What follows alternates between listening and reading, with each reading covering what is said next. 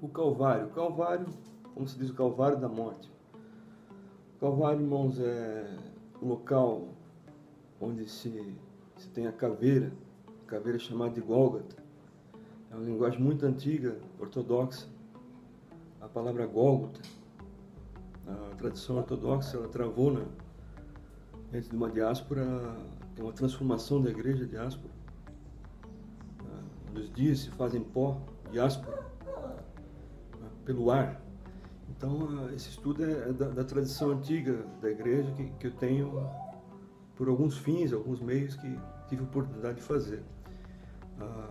Então, a diáspora cristã antiga, ela catalogou a caveira da crucificação com o nome também no seu dicionário de Gólgota. Então, Gólgota, o Calvário é toda a região em volta ali do ponto da crucificação, onde a cruz ela foi fincada sobre a caveira, que um monte de terra e pedra, onde havia ali, ou de outras partes materiais, fontes materiais, que havia onde tinha a cruz em que Jesus foi crucificado. Esse morrinho, esse morro, como um monte bem pequeno, ele tinha um aspecto de caveira. Existiam furos, cavidades nesse local, dos olhos, do nariz e de uma boca e de um crânio. Então, ali era aspergido, como sinal de morte, a caveira, o sangue de quem era considerado maldito ao Império Romano. Então, por exemplo, que estava habitando em Jerusalém, em toda a área de Israel.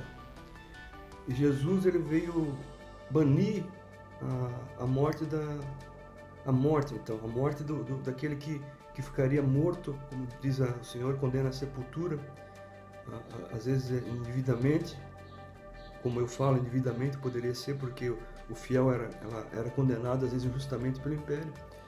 E Jesus veio separar a cruz do maldito, aquele que deveria realmente ficar fincado ali e aspergir o seu sangue maligno e tudo mais. Porque a cruz, diante da lei de Moisés, que era usada na época judaica de Jesus, pela dimensão de Moisés, ela tinha a colocação ao maldito, aquele que era considerado amaldiçoado. Então, o Calvário foi toda aquela cena ali em que a cruz ela foi fincada na caveira da morte. Então, que aquela caveira ela pegava, sugava o sangue, aquelas cavidades.